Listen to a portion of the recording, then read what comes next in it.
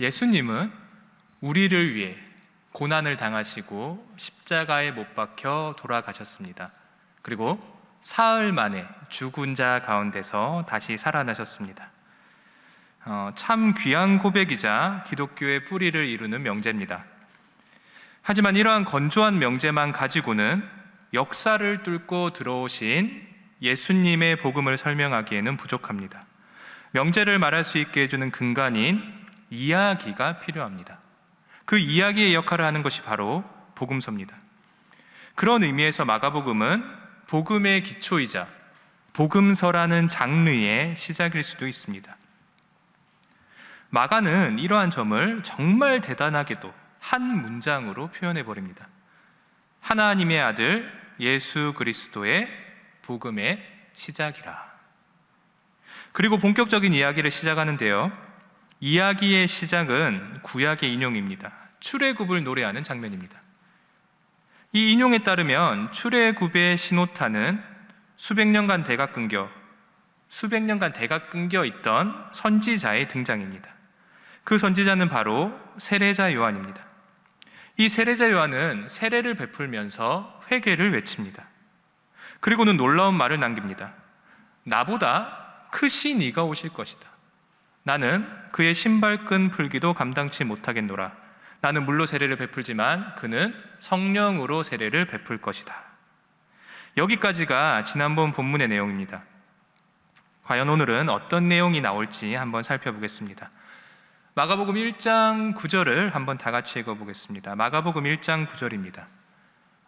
가능하신 분은 성경책을 찾으시길 바랍니다. 그리고 핸드폰도 좋고 태블릿도 좋으니까 한번 직접 찾아보시길 바랍니다. 직접 찾아서 읽으면 훨씬 더 말씀이 잘 들어옵니다. 당연히 화면에 나오는 PPT를 보셔도 되지만, 그것도 좋지만 제가 권해드리는 것은 직접 손으로 찾으시고 읽는 겁니다. 마가복음 1장 9절을 다 같이 읽겠습니다. 읽습니다. 시작. 그때 예수께서 갈릴리 나사렛으로부터 와서 요단강에서 요한에게 세례를 받으시고. 아멘. 그때에 예수께서 오십니다.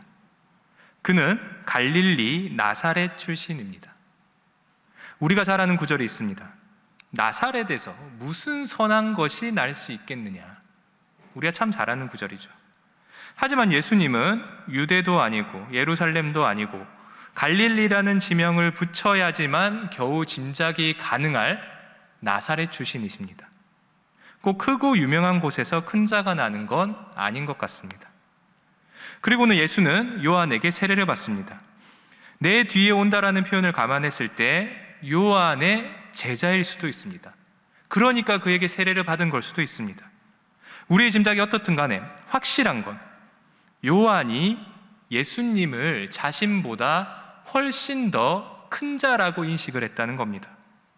그런데 요한이 어떻게 감히 예수님께 세례를 베풀 수 있었을까? 자기보다 훨씬 큰 자잖아요. 근데 어떻게 요한이 예수님에게 세례를 베풀 수 있었을까? 다른 복음서는 이에 대해 뭔가 설명을 하려 합니다. 왜냐하면 말이 안 되니까. 하지만 마가복음은 그에 대해 관심이 없습니다. 마가는 예수님이 요한에게 왜 세례를 받으셨는지 설명을 하지 않습니다. 이렇게 독자에게 궁금증을 남기고 10절로 그냥 넘어가 버립니다. 자, 10절과 11절을 한번 교독해 보겠습니다. 10절을 제가 읽고 11절은 여러분이 읽겠습니다. 10절입니다. 곧 물에서 올라오실새 하늘이 갈라짐과 성령이 비둘기같이 자기에게 내려오심을 보시더니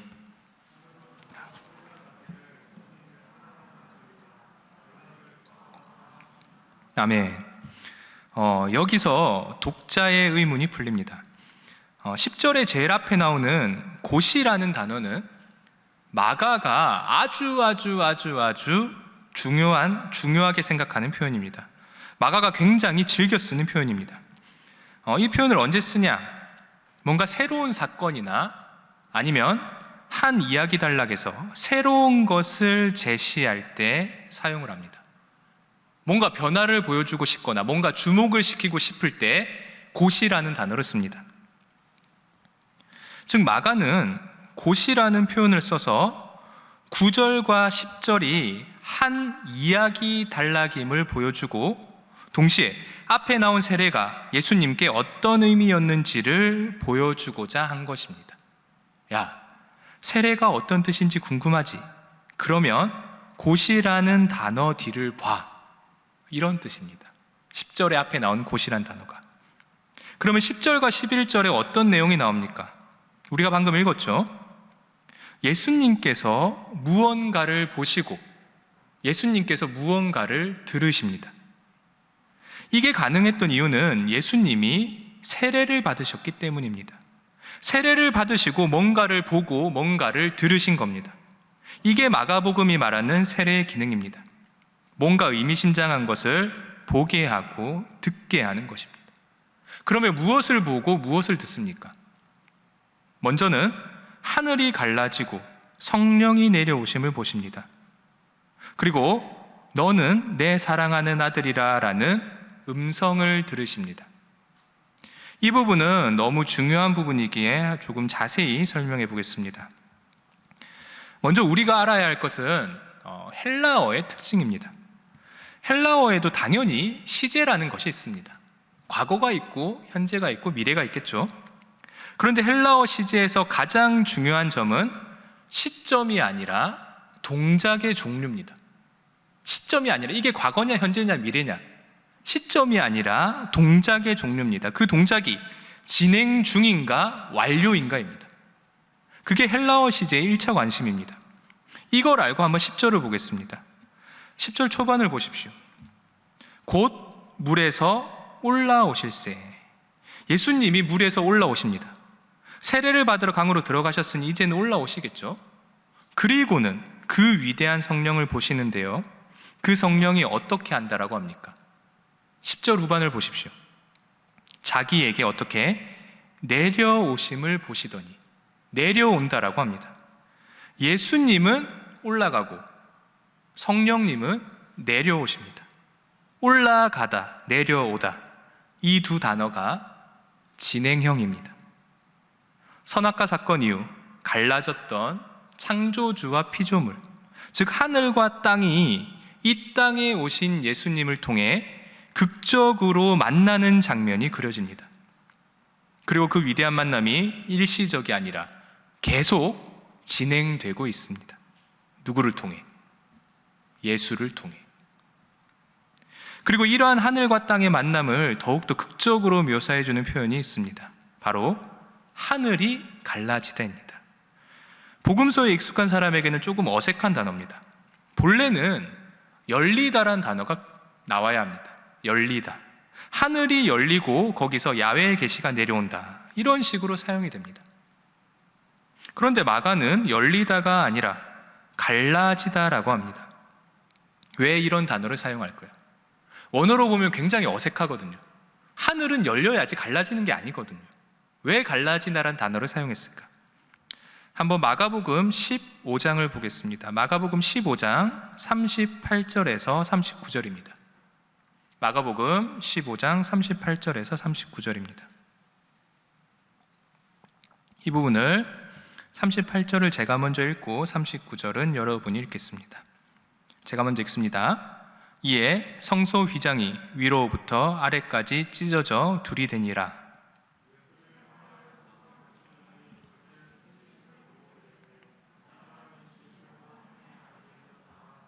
아멘. 마가복음의 구조상 오늘 본문의 대칭이 되는 말씀입니다. 대충 보면 오늘 본문과 완전히 다른 사건이지만 자세히 보면 같은 사건입니다. 1장 10절에서 11절은 이렇게 말합니다. 하늘이 갈라졌다. 그리고 음성이 들리는데 어떤 음성입니까? 너는 내 사랑하는 아들이다. 그리고 방금 읽은 15장 38에서 39절은 어떻습니까? 이번에는 하늘이 아니라 휘장이 찢어졌다. 그리고 백부장의 음성이 들리는데 그 음성은 어떻습니까? 이 사람은 진실로 하나님의 아들이었도다. 같은 내용이죠. 똑같은 내용입니다.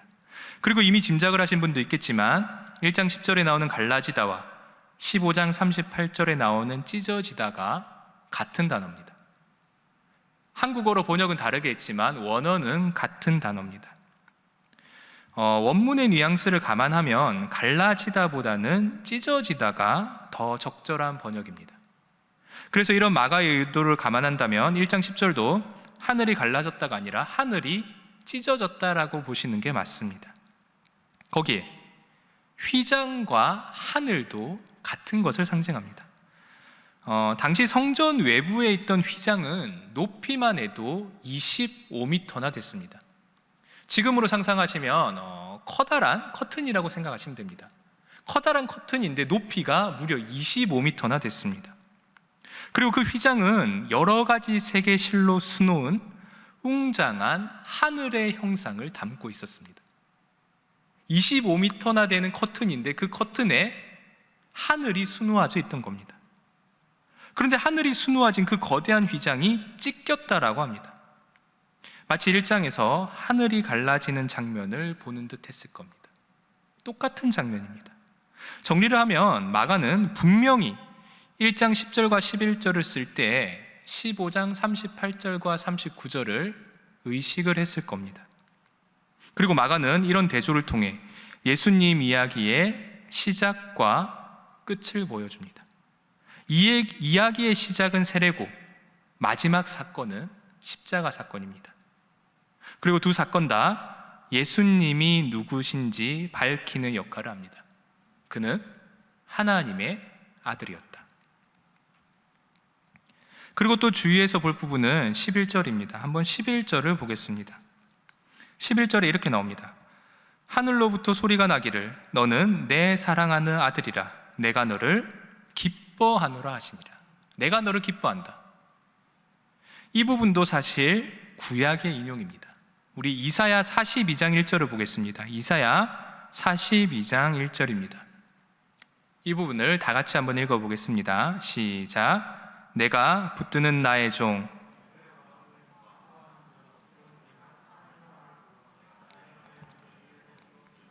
그가 이방의 정의를 베풀리라. 아멘. 이사야서에 나오는 한 종입니다. 이 종은 이사야서를 읽어보면 하나님의 영에 따라 인도를 받는 존재입니다. 하나님의 영이 이끄는 종입니다. 그리고 그는 인내와 성실을 지녔고요, 이방 나라에 정의를 베풀며 비폭력적인 성향을 보입니다. 그래서인지 몰라도 분명 하나님의 사람인데 사람들에게 배척을 받고 고난을 당합니다. 왜냐하면 정의를 베풀고 너무 착한 사람인데 비폭력적인 성향을 지니다 보니까 악하고 힘 있는 사람들이 괴롭히는 겁니다. 고난받는 종입니다. 이런 이미지의 마가는 오늘 본문에서 내 사랑하는 아들이라는 표현을 붙여버립니다. 사랑하는 이라는 단어는 당연히 애정을 나타내는 단어입니다. 그런데 이 단어에 아들이나 딸이라는 단어가 붙어버리면 어떤 뜻이 되냐면 유일한, 고유한 존재라는 뜻으로 사용되기도 합니다. 거기에 마가는 10절과 11절의 주어를 예수님으로 한정시켜버립니다. 한번 10절을 보십시오. 10절을 보시면 이렇게 나옵니다. 곧 물에서 올라오실세. 주어가 누굽니까? 예수님이죠. 예수님이 물에서 올라왔는데 하늘이 갈라짐과 성령이 비둘기같이 자기에게 내려오심을 보시더니 예수님이 보신 겁니다. 그리고 11절을 보십시오. 하늘로부터 소리가 나기를, 그 다음에 어떤 단어입니까? 너는이죠. 저자는, 그는, 그 사람은이 아니라 너는 내 사랑하는 아들이라입니다. 즉 10절과 11절에 나오는 장면과 소리는 예수님만 보고 예수님만 들으신 겁니다. 제3자가 본 게 아닙니다. 분명히 10절과 11절은 2인칭입니다. 정리를 하면 분명 마가는 이사야서의 고난받는 종의 이미지를 생각하고 있습니다. 100%입니다. 마가복음은 이사야서를 알고 있습니다. 고난받는 종을 알고 있는 겁니다. 그런데 그 자리를 감당할 존재는 오직 내 사랑하는 아들, 즉 유일한 존재인 예수님밖에 없습니다. 그리고 그 예수는 홀로 외롭게 성령이 내려오심을 보고 홀로 외롭게 하늘의 음성을 듣습니다. 고독한 자리고 오직 그만이 감당할 수 있는 자리인 것처럼 보입니다. 이제 세례 이야기가 끝이 나고 예수님이 시험을 받으시는 장면으로 넘어갑니다. 12절과 13절입니다. 이 부분을 우리 다 같이 한번 읽어보겠습니다. 12절과 13절입니다. 시작. 성령이 곧 예수를 광야로 몰아내신지라. 광야에서 40일을 계시면서 사탄에게 시험을 받으시며 들짐승과 함께 계시니 천사들이 수종 들더라. 아멘. 이 부분은 우리가 선입견과 싸워야 하는 부분입니다. 대부분의 기독교인들은 마태복음에 나오는 예수님의 시험에 너무 많은 영향을 받은 나머지 마가복음을 읽을 때도 똑같이 해석하려는 경향을 보입니다. 하지만 우리가 읽고 있는 건 마가복음이지 마태복음이 아닙니다. 마가복음 그 자체로 읽어야 하는 겁니다. 일단 12절과 13절은 앞달라, 즉 세례 이야기에 독립되어 있는 이야기가 아니라 종속되어 있는 이야기입니다. 왜냐하면 배경은 여전히 광야고요, 성령이 주도적인 역할을 하는 것도 똑같습니다. 게다가 해석을 해보면 중심 내용과 흐름도 똑같습니다. 독립된 이야기가 아니라 종속된 이야기입니다. 12절을 보십시오. 12절을 보시면 성령이 예수를 광야로 몰아내셨다라고 합니다. 몰아내셨다. 느낌이 어떻습니까? 마치 고난받는 종의 이미지가 그려지죠. 그 메시아의 처지를 나타내는 것만 같습니다. 쫓기는 겁니다. 쫓기는 거예요. 고난받는 종이니까. 그렇게 광야로 가니 상황이 어떻습니까?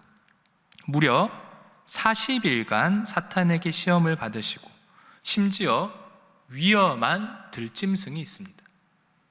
들짐승 굉장히 위험합니다. 야생에서 만났다라고 생각해 보십시오. 생명의 위협을 받는 겁니다. 광야는 참 힘든 곳인 것 같습니다. 하지만 광야에는 분명 하나님의 도움의 손길도 있다라고 합니다. 우리 한번 시편을 한번 찾아보겠습니다. 시편 91편 11편에서 14절의 말씀입니다. 91편 11절에서 14절의 말씀입니다. 제가 읽고 여러분이 읽고 서로 교독해 보겠습니다. 11절에서 14절입니다. 제가 먼저 읽습니다. 그가 너를 위하여 그의 천사들을 명령하사 내 모든 길에서 너를 지키게 하심이라.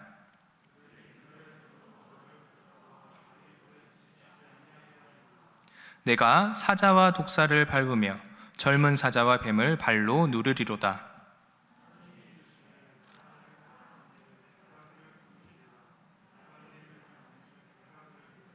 아멘. 이 시편의 말씀처럼 마가복음도 광야가 힘들고 위험한 들짐승이 있다라고 합니다. 하지만 천사가 예수님을 수종들었다라고 합니다. 그래서 저는 굳이 이 단락의 제목을 지으라고 하면 예수님의 시험이 아니라 예수님의 처지 아니면 예수님의 상황이라고 제목을 지을 것 같습니다. 자, 이렇게 오늘의 말씀이 끝이 납니다. 여러분, 오늘 본문에서 예수님은 요한에게 세례를 받으십니다. 마가복음에서 세례는 예수님의 정체를 밝히는 역할을 합니다. 예수님은 고난받는 종이며 동시에 그 역할을 감당할 유일한 존재요, 하나님의 사랑하는 자녀입니다. 이런 상황에서 마가복음은 여러분을 향해 질문을 합니다. 그렇다면 성령으로 세례받은 너희는 누구냐? 예수는 고난받는 종인데 너희는 너희 자신을 무엇으로 정의하느냐?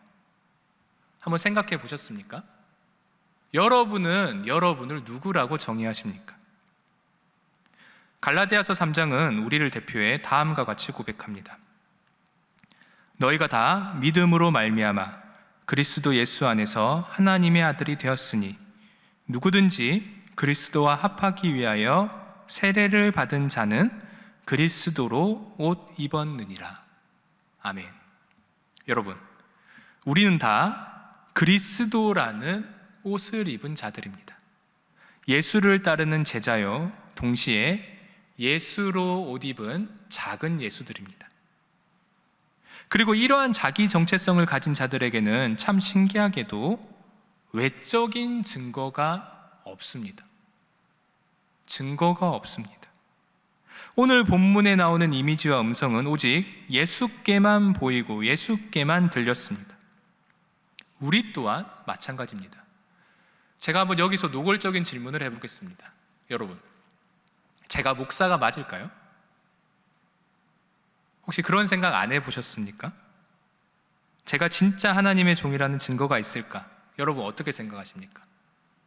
신학교에 가서 MDB 가고 목사고시 치고 안수 받으면 진짜 목사 맞습니까? 당연히 저는 저 나름의 증거와 경험은 있습니다. 하지만 여러분께 보일 객관적인 증거는 없습니다. 20세기 최고의 신학자라고 불리는 칼 바르트가 로마서 강해에서 다음과 같이 말합니다. 한번 잘 들어보시기 바랍니다. 주 안에서 형제와 자매가 된 여러분, 제가 감히 무슨 권위로 여러분께 저의 말을 들으라고 요구하겠습니까? 그럼에도 제가 여러분께 권면을 드릴 수 있는 이유는 저 스스로 하나님께 부름받았다라고 주장하기 때문입니다.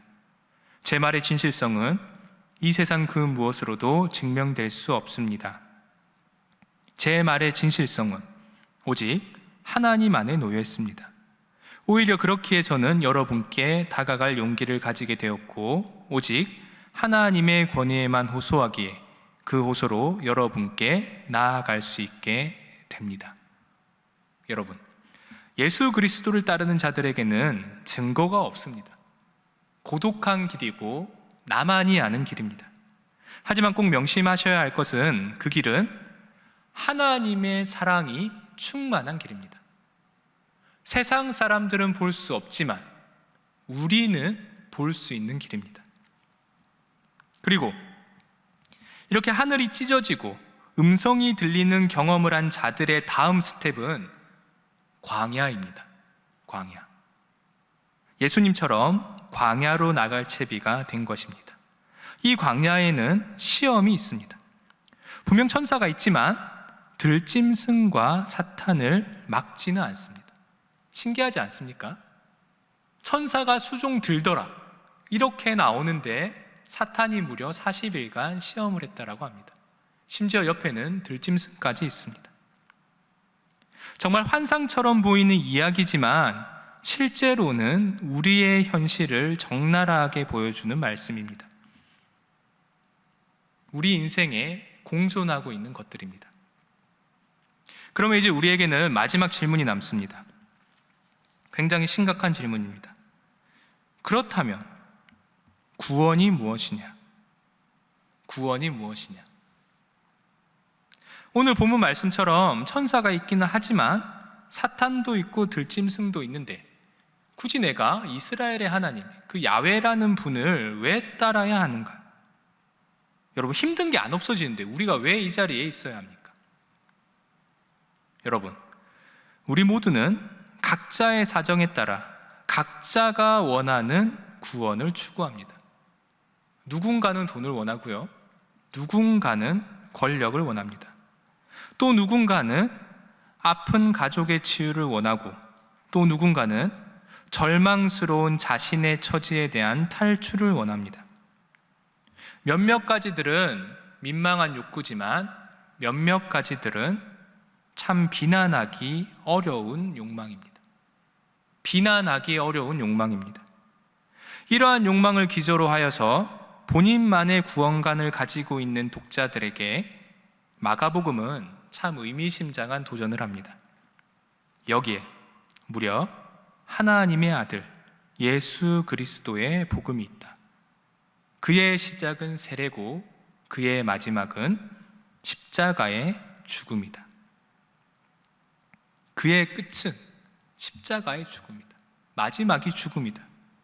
여러분, 앞서 말한 비난하기 어려운 욕망과 그 욕망의 좌절로 인해 미친 듯한 고통을 겪는 사람이 있습니다. 분명 있죠. 그 사람이 나일 수도 있고 여러분의 주변의 사람일 수도 있습니다. 그 사람에게 예수의 이야기, 그것도 십자가의 죽음으로 결말이 나는 이야기를 복음이라고 제시할 수 있을까? 그리고 그것이 그 십자가 사건이 그들에게 어떻게 구원이 될 수 있을까? 이 질문은 마가복음을 읽어가면서 점차 풀어나갈 수 있지 않을까 생각을 합니다.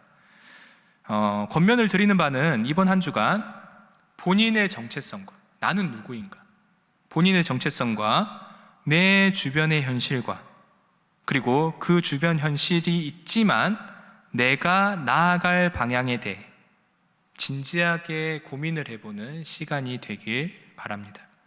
그리하여 뭔가를 깨달을 수 있는 한 주가 되기를 진심으로 바랍니다. 아멘. 기도하겠습니다. 하나님 아버지, 오늘 저희가 마가복음을 읽었습니다. 하나님, 오늘 이 자리에 나온 주의 자녀들에게 주님의 음성을 들려주시고 그들이 나아가는 길이 험할지라도 주께서 함께해 주시고 그들의 길에 은혜 내려 주시옵소서. 감사합니다. 예수님의 이름으로 기도드립니다. 아멘.